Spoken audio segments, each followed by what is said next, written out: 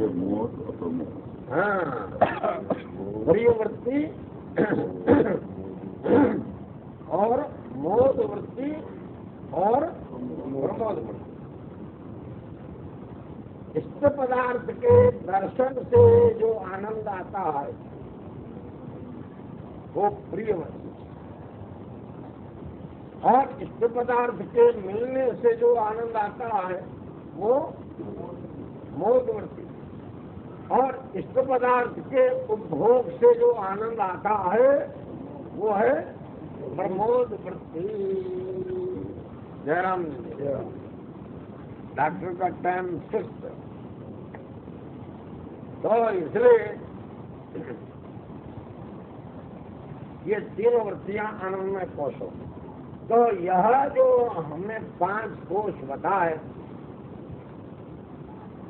ये इंडिविजुअल व्यष्टि 5 कोश बताए। अब भगवान समष्टि 5 कोश कह रहे हैं, यूनिवर्सल।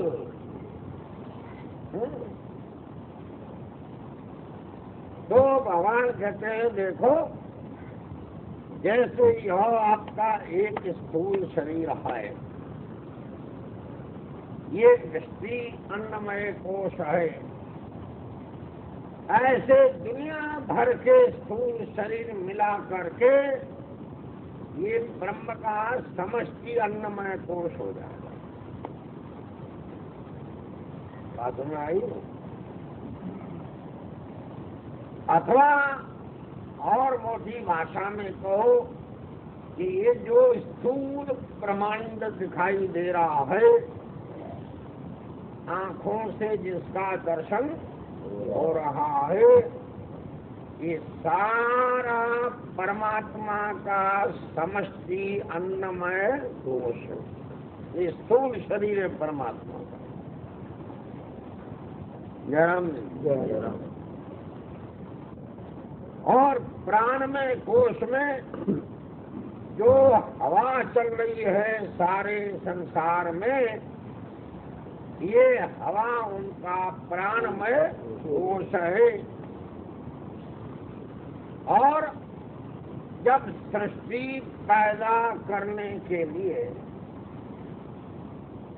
ईश्वर को जीवों के कर्मानुसार पहले इच्छा पैदा हुई, वेद में मंत्र आता है, सो कामयता बहुश्याम प्रजायेय। समझे? सो कामयता,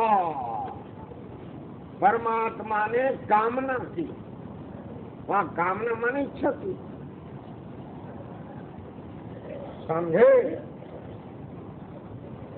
अब सवाल पैदा होता है कि परमात्मा को इच्छा करने की आवश्यकता क्या थी?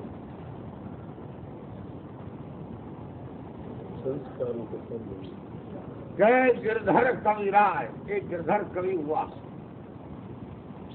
समझे?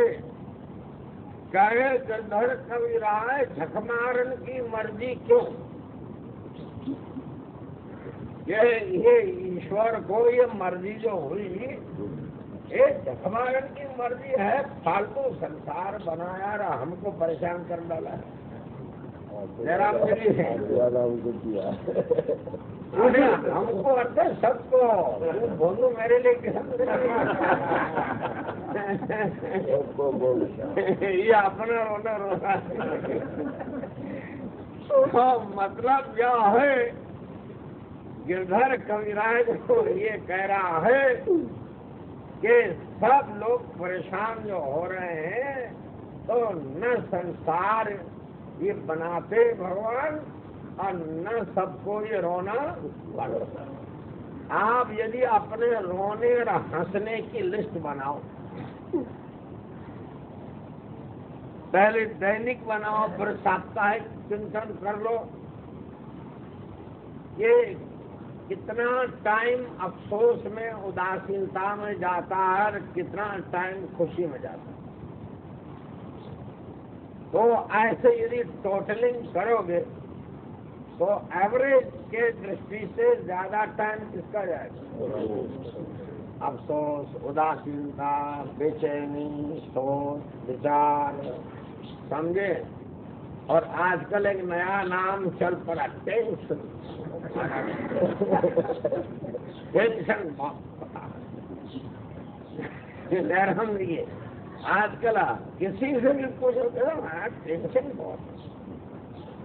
तो मतलब यह है, गिरधर कविराय कहता है कि है खुदा, तुमको ये जरूरत क्या थी टेंशन पैदा करने की हमको? हाँ, संसार क्यों रहता?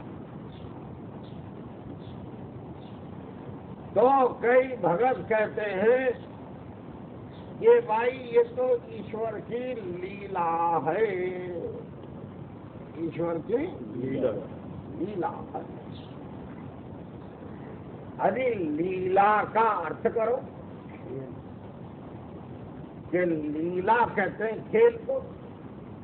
लीला के दो अर्थ होते हैं,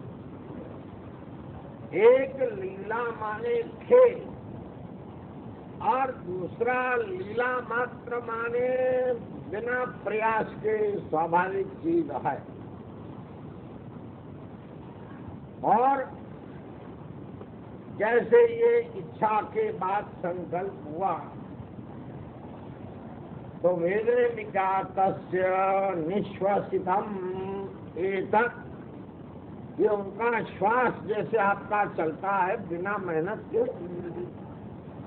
ऐसे ईश्वर को कोई परिश्रम करना नहीं होगा। पर इच्छा तो हुई ना। तो सवाल पैदा इच्छा क्यों हुई? तो कहते खेल है ईश्वर को, खेल की मर्जी हो गई। जयराम जी तो उस पर जो है तार्किक लोग तर्क उठाते हैं कि खेल माने क्या? खेल माने मनोरंजन का साधन। क्या? मनोरंजन का साधन को खेल कहते हैं। जैसे सक्सेना साहब कहते हैं कि हम क्लब में जाते हैं केवल मनोरंजन के। आजकल तो शायद नहीं जाते हैं, कम करते हैं। जयराम जी और जाते हैं तो हार के आते हैं। जयराम जी वो एक रामानंद है, वो हरवन बोला, वो जीत जाता है। वो तो हरवन बोला है, खिलाड़ी है पुराना, अपने सत्संग में आता था। तो मतलब यह है कि मनोरंजन का साधन। तो कहते हैं मनोरंजन की आवश्यकता क्यों बढ़ी? मनोरंजन की आवश्यकता तब पड़ती है जब पहले मनोरंजन हो। मनोरंजन माने क्या? महाराज बैठे बैठे जी नहीं लग रहा है, घूम रहा है जी,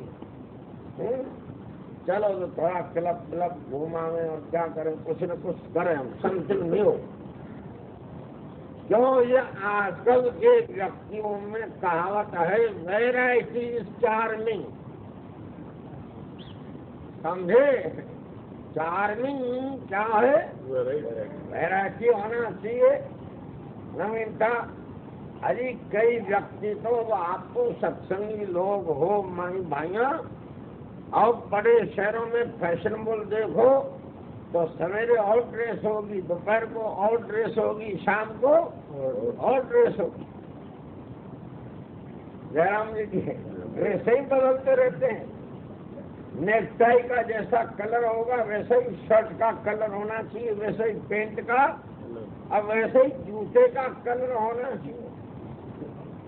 और यदि औरतों को देखो तो जैसा साड़ी का कलर होगा वैसी लिपस्टिक का कलर होगा। लिपस्टिक उसी कलर की होगी। हाँ ठीक ही भी उसी टीकी भी उसी कलर की। तुम्हें सामने देखा होगा ना टीकी घर में लाके देना पड़ा। नहीं, इनकी घरवाली फैशनेबल नहीं है, जयराम जी की है। तो मतलब कहने का तात्पर्य यह है कि ये फैशन जो है बहुत बढ़ रहा है ना, तो अब जो है परमात्मा को मनोरंजन की इच्छा क्यों हुई? बैठे बैठे मन उब गया था क्या? कहते ऐसा ही समझो। अरे ऐसा समझने से उबना एक प्रकार के दुख का एहसास है,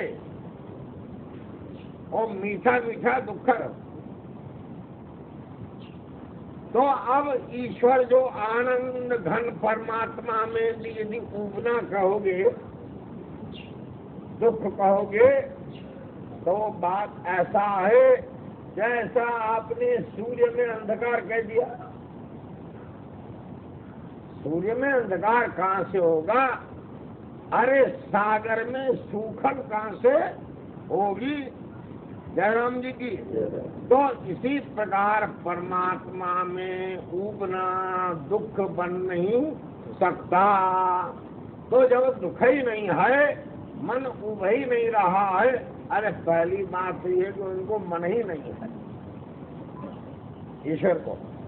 वेद में एक मंत्र आता है, यमना यमना शुद्ध।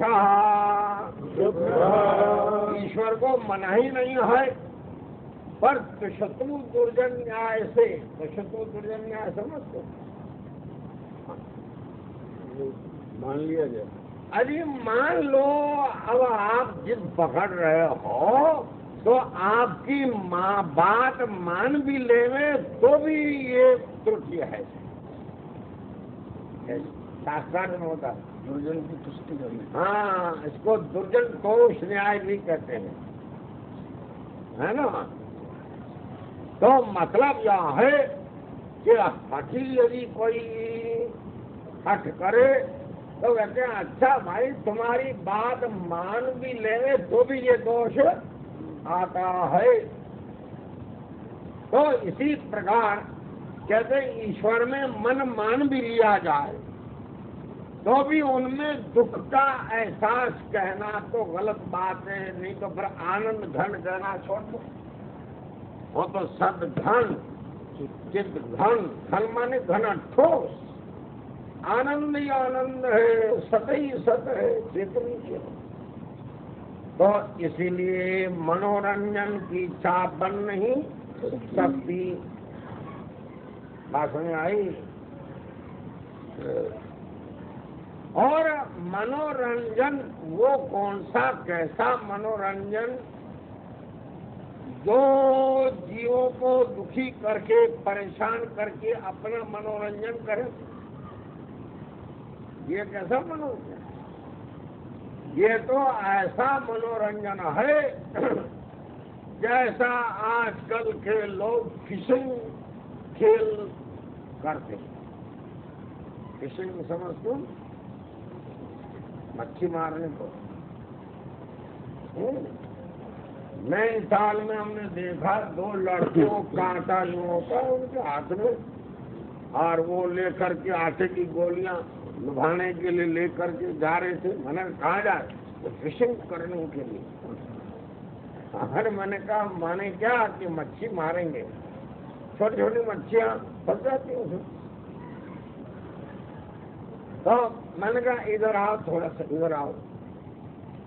तो वो लड़का आ गया। अब नैनीताल में तो रईसों के लड़के ज्यादा घूमने जाते हैं, रईस लोग तो आते ही हैं वहाँ। तो मैंने कहा ये हाथ में क्या है? कहा ये कांटा है, ये जाके वो मछली के मुंह में अटक जाएगा, वो जो आटे की गोली खाएगी। मैंने कहा अरे छोटी मछली है ना, मुंह में कांटा। मैंने कहा आपका हाथ इधर करो, तो ने हाथ यूं किया। मैंने कहा ये कांटा चुहाता हो। अगर नहीं, चुहाने में बहुत दर्द हो जाएगा। मैंने कहा तू इतना लंबा शरीर जो है, केवल एक जगह कांटा चुभाऊं तो तुम अभी चिल्लाने लग गया, चुभाया ही नहीं है। और ये कांटा उस छोटी मछली के मुंह में जाएगा, वो तड़पेगी नहीं सर। तो मतलब यह है, ये खेल था, ये तो जालिम पना है, ये तो हिंसा है, ये कोई खेल है? गरम रोम का बादशाह हुआ था नीरो, आपने सुना होगा ना, नीरो बहुत जालिम बादशाह था। एक बार उसने क्या किया, कैदियों को एक जगह इकट्ठा करके और चारों तरफ आग लगवा दी। तो कैदी बेचारे गर्मी से तड़पने लगे, तो वो ऊपर किसी जगह खड़ा होकर उनको जब तड़पने देखा, तड़पते, तब मुरली बजाने लगा, बड़ा खुशी मनाने लगा। बोलो अब ऐसा जालिम जो दूसरे को तड़पते हुए देख करके खुश हो रहा है। अरे ये मच्छी पल्ला खाने वाले मच्छी जब तड़पती रहती है तो बड़े खुश होते। और जब यह हलाल करते ना, हलाल का अर्थ तड़पाते तड़पाते उसको मारे, तो उसमें वो खुश होते। अब दूसरे को तड़पते हुए देख करके खुश होना, ये कृपा के सागर का काम है, ये जालिम का काम। तो ईश्वर तो जालिम से तो क्या हमको दुखी देख करके और वो अपना मनोरंजन कर रहे हैं, वारे ईश्वर आपका खेल। एक बार बच्चे जो है पत्थर मार रहे थे मेंढक मारने के लिए, वो बेचारे मेंढक मरने लगे तो एक जो है बूढ़ा मेंढक हिम्मत करके आया था, बच्चों पत्थर क्यों मारो? कहा हम तो खेल खेल रहे। अरे कहा तुम्हारे लिए तो खेल रहा, हमारे लिए तो मौत है, निर्वाह मौत मनु का शिकार। ऐसे कहा होता है। तो फिर ऐसा ईश्वर यदि इस सृष्टि को बना करके और जीवों को तड़पावे और फिर वो मनोरंजन करे इससे, जयराम जी, तब तो ये गलत बात है, तब तो ईश्वर कृपा सागर सिद्ध नहीं हो सकते हैं। और फिर देखो नियम क्या बनाया है कि देखो तुम आनंद को प्राप्त कर सकते हो, नित्य निरंतर से परम आनंद को प्राप्त कर सकते हो, पर उसके लिए आपको कड़ी मेहनत करनी पड़ेगी। विवेक होना चाहिए, वैराग्य होना चाहिए, मन को रोको, इंद्रियों को वश में करो, और गुरुजन और शास्त्र में श्रद्धा रखो। श्रद्धा माने ऐतराज न करो और इनकार न करो। जब सेवा का मौका आवे तो ऐतराज और इनकार न करो। तो श्रद्धा है और समाधान, चित्त वृत्ति शांत होनी चाहिए सत्संग में। ये नहीं कि बैठे वो सत्संग में और चित्त श्रवण कर रहा है बीवी का, ये गलत बात। साम समाधान और चिकित्सा। चिकित्सा माने गुरुजन यदि गलती पर डांटे, जयराम जी की महाराज हमारी गलती ही नहीं है। अरे भाई ये सृष्टि अपनी अपनी होती, आपके दिमाग में वो गलती नहीं है, पर टीचर के दिमाग में वो गलती है। तो वो तो अपने दिमाग से डांट रहे हैं, तुम अपने दिमाग से सोच रहे हो। तो बोलो गुरुजनों की डांट पर अपने दिमाग से सोचना चाहिए या गुरुजनों का दिमाग सही है ऐसा समझना चाहिए? अगर उनका दिमाग सही है, क्योंकि वो इस विषय में अनुभवी है जयराम जी की। अब कल को डॉक्टर दुबे साहब हमारे लिए कोई ट्यूब लिखे, हाँ क्या हम आपके फंडस देखेंगे, ये जरा ड्रॉप डाल देना, और हम कहेंगे नहीं हमको नहीं जचती आपकी बात, हम ये ड्रॉप नहीं डालेंगे। डॉक्टर साहब कहेंगे महाराज ये कोई वेदांत थोड़ी जो आप डिस्कस कर रहे हो,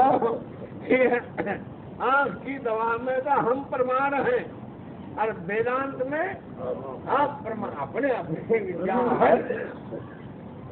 तो हमको तो दुबे साहब की बात माननी पड़ेगी। यदि हमको आंख दिखानी है तो फंडस दिखाने हैं।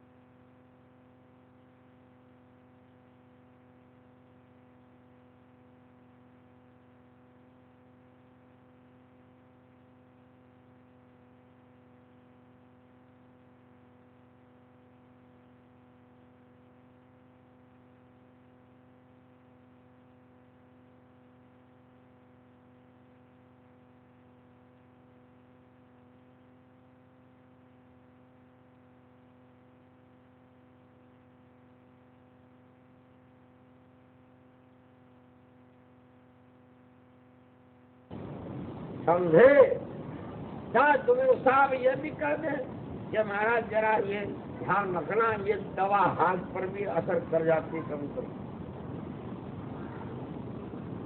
बनो एक ड्रॉप बहुत है, 2 ड्रॉप बस, ज्यादा नहीं डालना। अब हम यदि डरने लग जाएंगे हमको आइन जाना फंडस नहीं दिखाऊंगा, नहीं दिखाऊंगा, कैसे काम चलेगा? अरे एंजाइना है पर एक दो ड्रॉप से कोई अरे नहीं, वो जो ड्रॉप पर ड्रॉप डालते रहते हैं फालतू, उनको एक्शन रिएक्शन हो सकता। तो मतलब कहने का है डॉक्टर की एडवाइस से काम करो यदि स्वास्थ्य का प्रकरण है।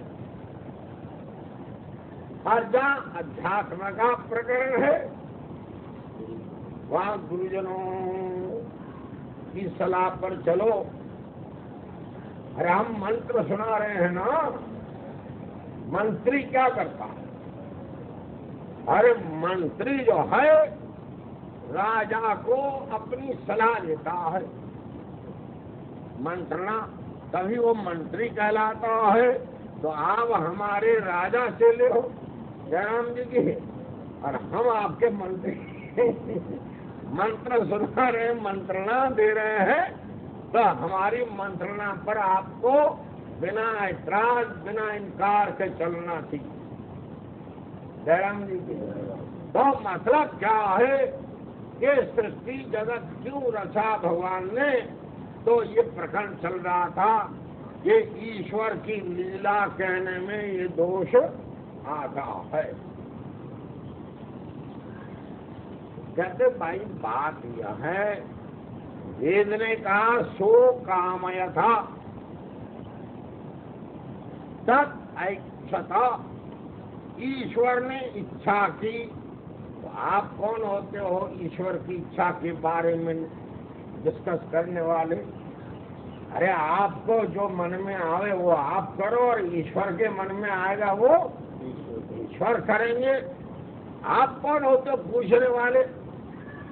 ये नहीं भाई, हमको केवल इतना तर्क दे रहे हैं कि इच्छा यदि आप मानते हो, स्वतंत्र इच्छा यदि आप मानते हो, तो स्वतंत्र इच्छा की माँ कौन है? जमीन।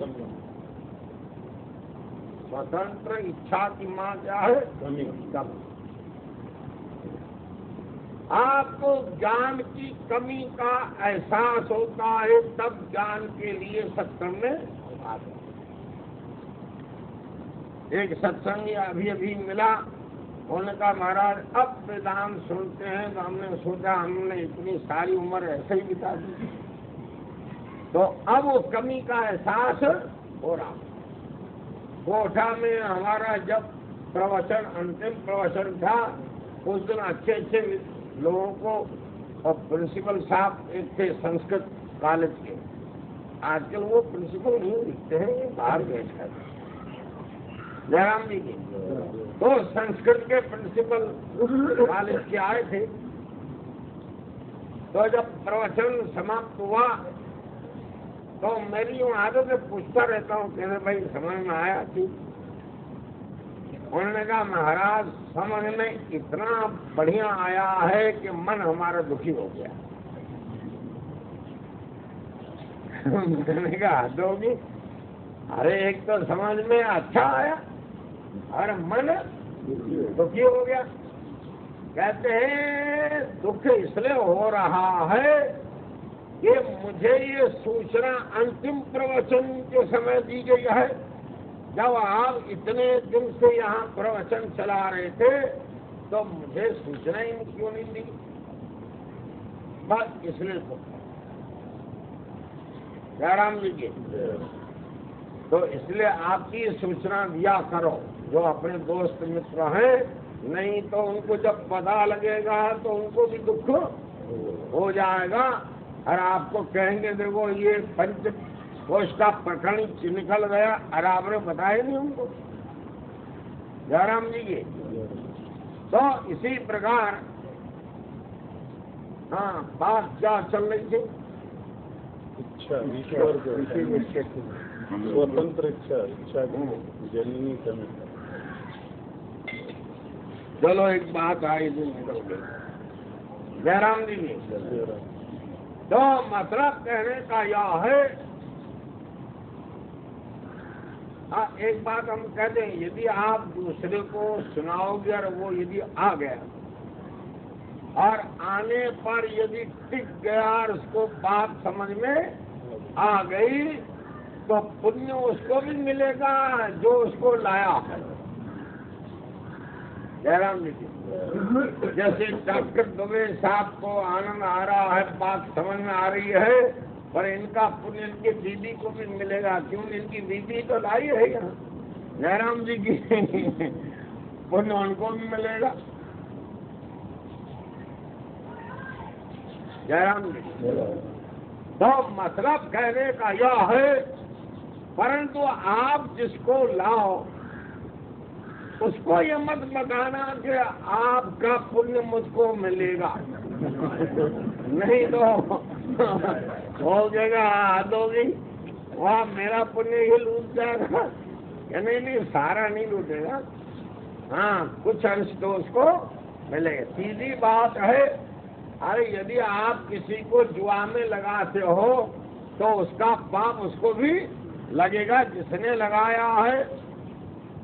जैसे मांस भक्षण में यह आता है, जो मांस भक्षण वाले को मना नहीं करता उसको भी पाप लगता है,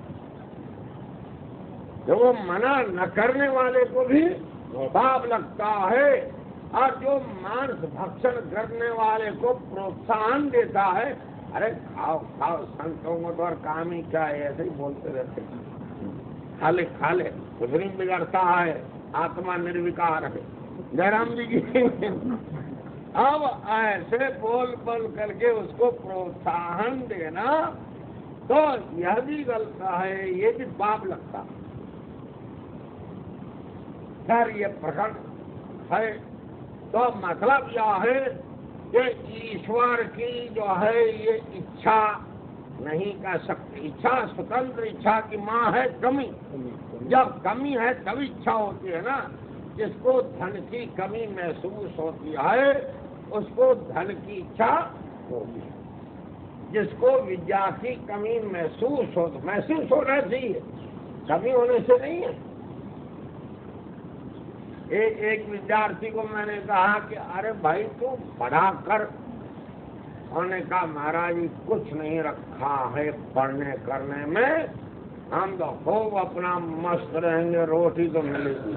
जयराम जी के पठितव्यम तदपि मर्तव्यम, न पठितव्यम तदपि मर्तव्यम, दंत कटा कट किं कर्तव्यम। अरे पढ़ेंगे तो भी मन। एक जिज्ञासु कहने लगा, मैंने उनको प्रेरणा करी कि तुम्हारी बुद्धि अच्छी है, मेमोरी भी अच्छी है, जरा संस्कृत पढ़ ले। जो संस्कृत पढ़ने से जो है वो भाव संस्कृत की भाषा में अब वो सर्वांतर शब्द चल रहा है और एक साल से ये 17वां श्लोक चल रहा है।